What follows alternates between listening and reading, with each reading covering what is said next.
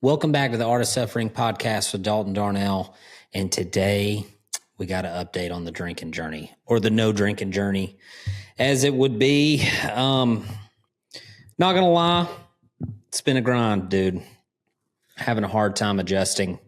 I have been drinking far less than I was. But the fact of the matter is that I have still been drinking.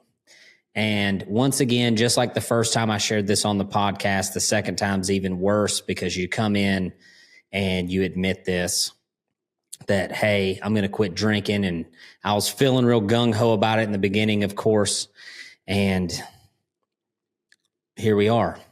And I just wanted to read some of the things to you guys that I've had people reaching out and people encouraging me.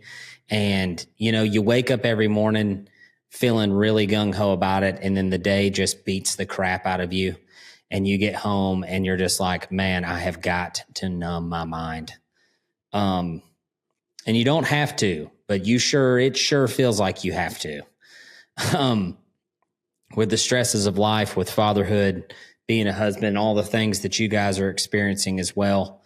I've had a lot of people reach out that have been dealing with the same thing or struggling with the same thing, and I feel like I wouldn't be doing those people justice if I just sat here and acted like it was easy. I just quit drinking and I don't want to drink anymore, because that's a total load of crap. Because you want to drink every day. You want to go home and have a beer and be done and rest. And that's how you kind of wind your mind down. I totally understand that. And I'm telling you right now, man, like throughout the day, no problems. No problems. And I will say that I've drank quite a bit less, and I am proud of that. But still craving it pretty bad. And a couple of weeks ago, I screenshotted this thing I saw. It says, sometimes we're so ashamed of ourselves that we automatically feel like Jesus is too. But he's not. He knew you'd struggle. He knew you'd make some wrong decisions. He knew you'd go through with some rough, he knew you'd go through some rough phases, but he still chose the cross. Don't run from him, run to him. And I'm just going to be honest with you guys. Like, I totally understand that principle of running to Christ when you're having a hard time.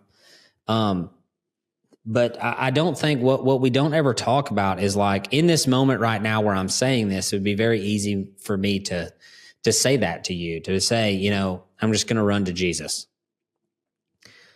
And that's a minute by minute decision, man. Like second by second sometimes. And it's not just with the drinking. It's with trusting him with life, with this business that I found myself running, trusting him with this podcast, with all the things. It's a grind. It's a grind. So running to him is the answer, but making the decision to run to him no matter what is wildly more challenging. It's way easier to say than it is to do in the moment. I also want to walk you guys through, let me pull these over here, through these awesome the YouTube comments we got on the first episode I put out where I said I was breaking up with beer. I was going to quit drinking. These are some of the comments. Keep after it. Thanks for sharing your testimony. Excellent job, sir. Be proud of yourself indeed. Appreciate your bravery and sharing the hard stuff. The verse that came immediately to mind when you started explaining this part of your journey is 1 Corinthians 6:12. All things are lawful for me, but not all things are profitable. All things are lawful for me, but I will not be mastered by anything. Not being mastered by anything applies to a great many things that can impact our walk with God, certainly not just alcohol. I'm not opposed to an occasional drink if a person can handle that, but it is taking back mastery over what you are engaged in now. Awesome. Praying for your continued success. Hey, thanks, man. Carvel,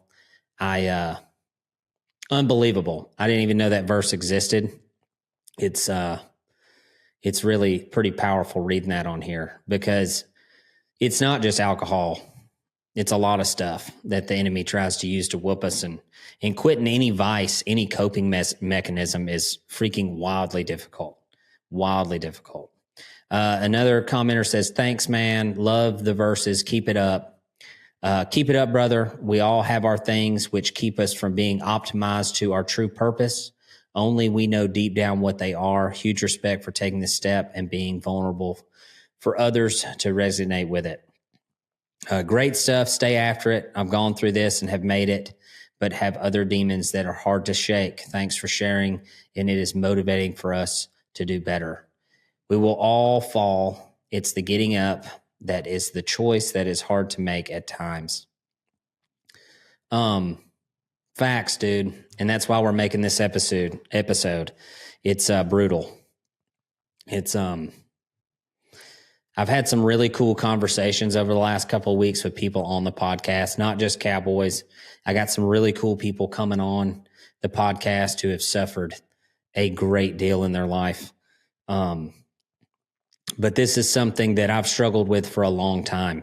And I'm kind of an optimist in the fact, like when I get on something in the beginning, I'm like real gung ho.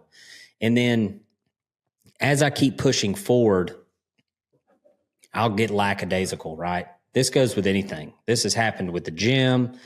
This has happened with fatherhood. This has happened with roping practice. This has happened with everything I've done in my life. When I start something, I'm 100% all in, and I almost get too fired up, I guess, and then have a hard time maintaining that level of intensity, right? And this is something that when it comes to the drinking and this enemy stronghold, it's probably going to require that level of intensity. But one thing it's got me thinking about is, we pray all the time for God to do this and God to do that, and ask him for things. And I don't know, man, I've just been looking at stuff a little bit differently lately. And one of the things I've been looking at is Philippians 3:10 in particular. So for my being the key word, for my determined purpose is to come to know the King, right? It's not God's purpose to know me. He already knows me. It's my purpose to know him. And then through the suffering that we endure, we become closer, we become more like him. And so this is a step in that journey. This is a step in my journey to become closer to Christ.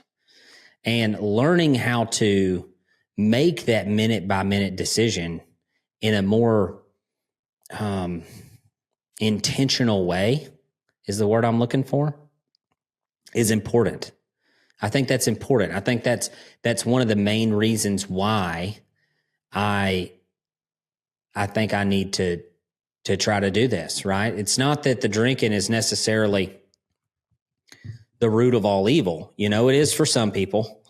But for me, I still get up every morning and work out. I still take care of my kids for the most part. I mean, later in the night, I get a little lazier, which is not good. But like I said in the first episode, it's not like I'm just slammed sloppy drunk all day at work. It's just a coping mechanism I use at night to help me go to sleep. And to beat that and to let God into that means I have to give it up, right?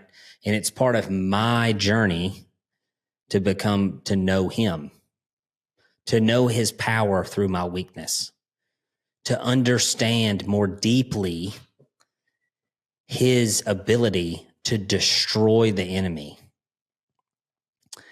And it's honestly like super motivating. Like I should do a podcast every week just on this subject, because it's super motivating just to sit here and proclaim that like I am just feeble, like cannot conquer any mountain without him. And that applies to so many different aspects in my life. It's not just the drinking. It's like a super easy example of something you want to do, but it's a good metaphor for anything in your life that you're scared to trust him with, right? It's like there's all these health benefits that come along with not drinking every day, or really not drinking, 3 days a week or whatever. There's all these health benefits that come along, and it's like you get in day 1, day 2, day 7, day 10, and then you have the thoughts in your mind where you're just like, man, nothing's changing. Like I feel a little better in the mornings, but like in the evenings, I am just like craving something to calm me down, like craving something to shut my brain off for me, because my brain won't quit. It just runs nonstop, dude. Like you can't get it to settle down. And see, that's the thing, is lots of people will say to me, they'll say, well, you know how you get rid of alcohol or quit drinking beers, you just replace it with something else. Well, that's not the point. Like the point is you replace it with Christ. But what's that feel like? You know what I mean? Like it only feels good when you make the choice. And then if you try to muscle it, that's when you get beat, You try to just muscle down on it and go, I'm not drinking because I'm not drinking, Well, and then you get mad about it. And it's like Daryl says all the time, he's like, you ever wanted something so bad you just start hating it? You know what I mean? Well, and then you just end up succumbing to it because you're like, whatever, it doesn't even matter. It doesn't even matter. But it does. It does. And it matters because I sat here and I proclaimed to all of you people listening, all of you people watching, that this was an enemy stronghold in my life that I needed God to help me destroy. And I've been weakening. And one of the slogans, it's on my sleeve, is never weaken, dude. But I've been weakening. It's all progress. Progress is a process. They used to say that to us in basic training every day. Progress is a process. Over and over and over. And it is, man. It's so hard. It's so hard sometimes to trust God with these things. And it's not just the drinking, it's the business. It's life. It's my wife. It's connecting with my children on an emotional level, trying to teach them to be men. It's all of the things that like you feel like you need to take into your own hands because you might not feel like somebody's there helping you. Right now, I'm reading through a book with the two guys. I got 2 young guys that work here for me or with me, Devin and Evan. Man, they're freaking awesome. They're great. They're great guys. But we're reading through a book. It's called Fathered by God by John Eldredge. Well, you can't read it. Maybe back it up. Anyway, it's called Fathered by God by John Eldredge. The light's screwing it up. And it's talking all about allowing God to father you into manhood, initiate you into manhood. If you haven't read the book, it's incredible. I'm also reading The Warrior Poet Way by John Lavelle. Corey Hershkowitz put me on that one. It's also really good. A lot of the same topics in that deal. But one of the things, as I sit and I talk with these young men about how God's fathering them, and neither of them have relationships with their fathers. And so we're discussing a lot about that stuff and a lot about the book, but allowing God to initiate you into manhood, part of that is trusting him to do it. And if you don't trust him to do it, then you end up doing it yourself and then you fail. And, in one of the episodes, I talked quite a bit about, our weakness showing God's strength. And that's what this is, man. Like me sitting here and telling you guys that basically I don't have a chance without him. That's the whole point. Even though it's very difficult, it's unbelievably difficult. I don't even know what to tell. I don't even know what to say to you guys. Like I feel like a complete and total fool sitting here because it's like just hardcore imposter syndrome. It's like, dude, you get on here, you tell everybody you quit drinking beer, and then you get back on 3 weeks later, and you're like, yeah, I'm having a hard time quitting drinking beer, and it sounds like it's something that should be really easy. And you get on here and you say, well, trust God and all the things, but like the fact of the matter is that the world's out to get you. So you get whooped quite a bit. And, but I guess that's the whole point of the podcast is like being willing to share that and then being willing to come back on and be honest and be like, well, I was real gung-ho in the beginning, but you get to family dinner and everybody else is drinking beer and you're like, crack me another beer, Billy. You know what I mean? And people say stuff like, oh, what are you going to do? You're just not ever going to drink again? Or, how are you going to have any fun? Or I don't know. Everybody who's my age probably understands that to a certain degree. Like our generation kind of drinks. That's what we do to settle down, I guess. But you get around all your people and it's like, and everybody says, remove yourself from the people around you that are doing the things that you're trying to quit. And I totally understand that, but we're talking about my entire family here. Like we have Sunday dinner every single Sunday night and everybody's drinking beer. You know what I mean? Another hard part for me is like going on a date night with my wife. Me and my wife have been together for, probably been married for eight years now, going on 9, and dated for 4 years. And that's what we did. You go on date night, you get drinks at dinner, and you drink beer. Like we went to Top Golf and drank beer while we played Top Golf, and it was a ton of fun. Nobody got stupid or silly or anything, but you succumb to it in that way. You almost decide in your brain before you go, well, it doesn't count. It's date night. It doesn't count at Sunday dinner at mom's house, but it counts. It counts. And part of my job as a man is to be the example for my children and be the example for my sister's children and my brother's children. And do I want that example to be some lazy sucker sitting on the couch drinking beer? Or should I be out in the yard playing wiffle ball or football, right? Because I'll tell you this, just to be completely honest, you get 2 Yinglings in you and you don't want to go run around in the yard. You don't want to wrestle. You just want to sit there and rot on the couch, talk smack, watch the basketball game. You know what I mean? And so what's the example that I'm setting for my own sons, for my sister's sons? Not a good one. Not a good one. We all remember those uncles that just sat around and drank beer. Is that who you want to be? Is that who I want to be? No, that's not who I want to be. That's not who God made me to be. And just like it said in that verse I read a minute ago, all things are lawful for me, but not all things are profitable. All things are lawful for me, but I will not be mastered by anything. It's not profitable. It's not profitable. I can make a pretty solid argument for why nicotine is profitable. I quit dipping for about a year, wanted to dip every single second of every single day for that entire year. I quit the dipping, started the Zens. It is straight up self-medication for ADHD, which I have severely. So I can make a pretty firm argument on why nicotine pouches are not, they help my brain focus for the day. But alcohol, that poison in me, I can't make a good argument, dude. It's a smooth coping mechanism. It makes me lazy, it makes me fat, and it makes me sorry. So I want to talk directly at the people who've messaged me about this. I want the people who've encouraged me, who've had the same struggles, who are going through the same struggles. And I want to tell you that I appreciate every single word you typed in that email or in that message. And I want to apologize for my weakness. And I want to give thanks to God for his strength for you and his strength for me.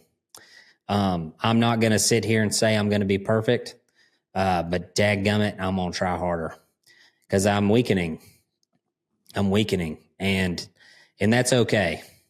I'm going to run to him as much as I can do it and focus on that because dadgummit, man, I got to. It's not profitable, dude. I want to read you that verse one more time. It's 1 Corinthians 6:12. All things are lawful for me, but not all things are profitable. All things are lawful for me, but I will not be mastered by anything. We're going to stamp it on the heart, dude. We're going to stamp that one on the heart. Anyway, I've had some really interesting conversations the last couple of weeks. If you didn't check out the Buck and K horsemanship episode, it's super awesome. Mark Bossert was a great episode as well. DeMarcus Sharp, lots of cool perspectives there about fatherhood and fighting. I'm telling you that Warrior Way book, the Warrior Poet Way, it's a pretty cool book. I'm not through it yet. I'm on chapter 2. Pretty long chapters. And I struggle. And that's another thing. So I got a question on my emails a couple weeks ago. And a guy asked me how I studied the Bible. And this is why I've always had a hard time reading books, in particular, reading books, is because I like to get through a whole chapter. And so when they're long chapters, I struggle with them, dude. Like my mind starts just running off. Like I'm thinking about a million other things. But the last 2 weeks or so, I've been trying to get up early and sit outside and soak in the sun, like Gary Brecka says, try to work on the depression and the anxiety, taking some new supplements. And I've been trying to read my books, reading the Father by God book and the Warrior Poet Way. And man, I struggle getting through them chapters. But a guy asked me how I studied the Bible. And I've been doing this for about a year, roughly. And my dad taught me that with a horse, you release on the slightest try, right? You always quit in a good spot. Like these are principles that you would apply to horsemanship. So if you're asking a horse to do something, let's say you're asking them to disengage their hindquarter for the first time, and you ask them, you set up the puzzle and you hold there, and then they finally do it, right? You quit them right there and you go do something else. And then you come back to it the next day and you ask them again in the same way and they do it and you quit them, right? And you always quit them in a good spot, in a good frame of mind. And that's why sometimes horse training looks like magic, because a guy that can get one to do that stuff can do, it doesn't look like he's doing a whole lot, but he's doing a whole lot. And if you quit them at the right spot, they'll get it and then they'll have it. And so I took that principle and I applied it to reading the Bible. And what I mean by that is I used to sit down and I would read like chapters of the Bible because I felt like that's what I was supposed to do. And I didn't retain anything, because just like when I'm reading these other books with long chapters, I get halfway through the chapter and I'm just like, the brain is gone, dude. It is gone. Off thinking about something else, doing something else. And so about a year ago, when I would read my Bible, I would just go to a book, any book, didn't matter, and I'd start reading. And let's say the first 25 verses meant totally nothing to me. Like I'm reading it, have no clue what it says. You hear me? No clue. I'm just reading through it. But then I'll hit a verse that resonates. And it's like, wham! That's what you're looking for. That's what it's like God says, that's what I'm going to allow you to understand for today. And then I quit. I read that same verse like 3 or 4 times. I highlight it, and then I quit. And then I go on about my day. And I focus on that one little verse. Because, see, I'm just not smart enough to read a whole book of the Bible or a whole chapter of a book of the Bible and retain it. It's like my brain won't let me do it. So I read through until I get a little something, until something resonates with me, then I shut her down. And I come back the next day and start at the next verse, and I do the same thing. I just read, wham, there it is. And that's how I do it. And I don't know if that's right, but that's what works for me. So you guys that have a hard time reading, maybe try that.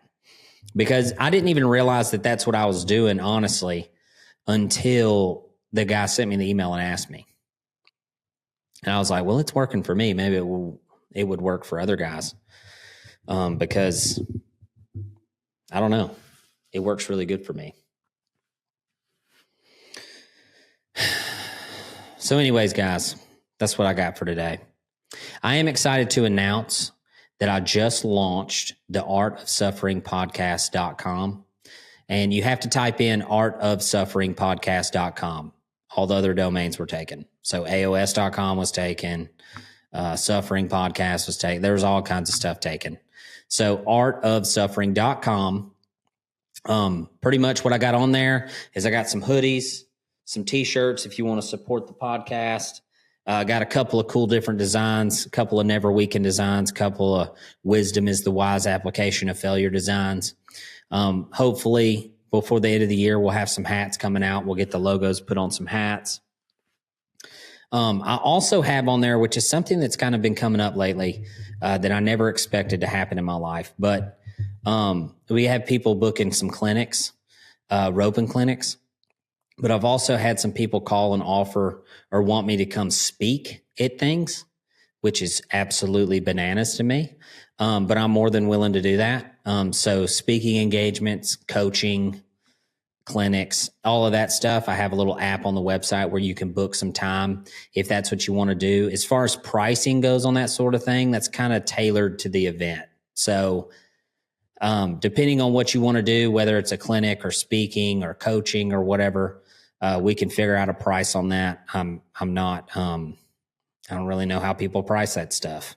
Obviously you got to get paid for your time, for travel and stuff. But the fact is that my goal is to walk with you guys and to help as many people as I possibly can just through shared suffering. So if that's something you're interested in, I got an event I'm going to do in September of this year. It's like a big cowboy church revival thing in northern Alabama where they do like a big ranch rodeo. I'm going to go speak at that. So if you're in the northern Alabama area, look that up. I'll have the details coming out on the website soon. I'll put them up there.